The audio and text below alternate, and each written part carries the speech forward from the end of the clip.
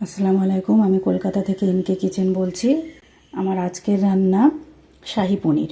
শাহি পনিরটা বানাতে যে যে উপকরণগুলো লাগবে, এখানে আছে 200 গ্রাম পনির কিউব করে কাটা, একটা বড় সাইজের টমেটো পিউরি করা, 10-12টা কাজু বাদাম ভিজিয়ে রেখে বাটা, 1 চা চামচ পরিমাণ চালমগজ বাটা, 1 টেবিল চামচ পরিমাণ পোস্ত বাটা, 1 টেবিল চামচ পরিমাণ আদা রসুন বাটা, 2টো মাঝারি সাইজের পেঁয়াজ কুচোনো, এখানে আছে একটু লঙ্কা বাটা, 200 ml দুধ, সাজানোর জন্য অল্প একটু ধনেপাতা কুচি। রান্নাটা হবে গাওয়া ঘি আর সাদা তেলের মিশ্রণে। আর এখানে আছে গোটা গরম মশলা, তেজপাতা, লবঙ্গ, এলাচ আর দারচিনি। আর এখানে আছে একটু কাসুরি মেথি, কাশ্মীরি লঙ্কার গুঁড়ো, গরম মশলার গুঁড়ো আর 3 টেবিল চামচ পরিমাণ সাদা তেল। আর এখানে একটু অল্প চিনির ব্যবহার করব আর রান্নায় পরিমাণ মতো লবণের ব্যবহার করব। চলুন এবার রান্নাটা শুরু করি। প্রথমে আমি এখানে গ্যাস জ্বালিয়ে একটা কড়াই বসিয়ে দিয়েছি। 1 টেবিল চামচ পরিমাণ সাদা তেল দিয়ে দেবো। তেলটা গরম হয়ে গেছে, এর মধ্যে এবার আমি পনিরগুলো দিয়ে দেবো।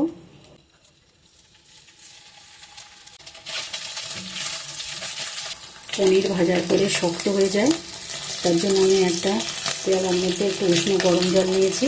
এই গরম জলের মধ্যে এই পনিরগুলো ভাজার পরে তুলে রাখবো, তাহলে পনিরগুলো আর শক্ত হবে না।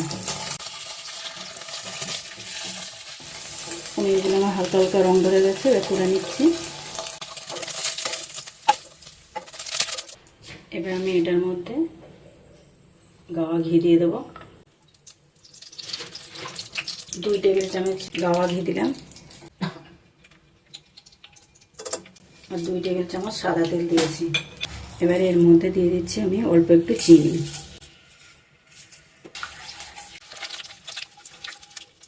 চিনিটা গলে গেছে, এবার এর মধ্যে আমি গোটা গরম মশলা দিয়ে দিলাম।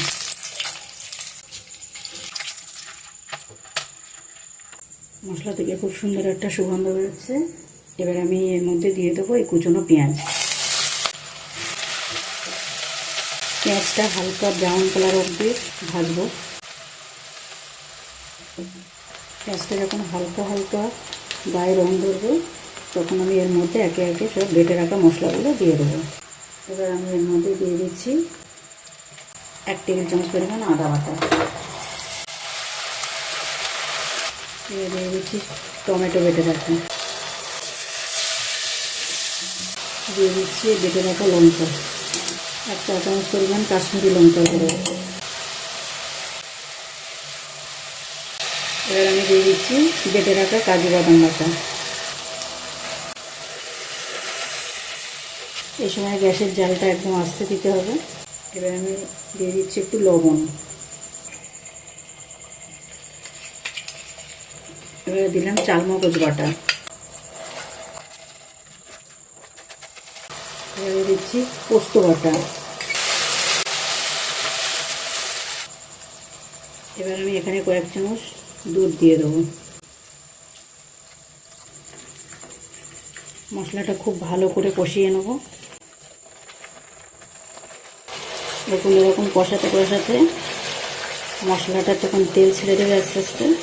এর মধ্যে আমি দিয়ে দিচ্ছি একটু কাসুরি মেথি আর দিয়ে দিচ্ছি 1/2 চা চামচ পরিমাণ গরম মশলা পাউডার। নাড়তে নাড়তে যখন দেখবেন কড়াইয়ের নিচে আর মশলাটা লাগছে না, তখন ভাববেন যে মশলাটা রেডি হয়ে গেছে। এখন আমার আর মশলাটা কড়ার নিচে লাগছে না। এবার আমি বাকি দুধটা এর মধ্যে দিয়ে দেবো। গ্যাসের জালটা এই সময় আস্তে দিলাম।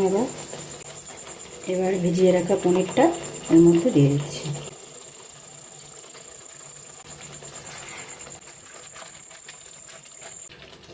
এই সময় আমি একটু স্বাদটা দেখে নেব, সামান্য একটু মিষ্টি লাগবে।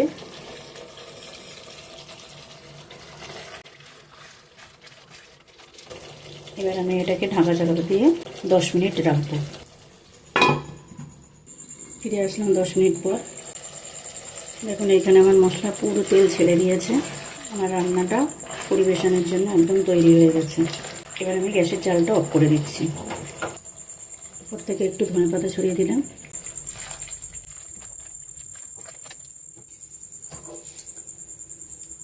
আপনারা তো অনেক রকমভাবে শাহী পনির বানিয়েছেন, একবার এরকমভাবে বানিয়ে দেখুন।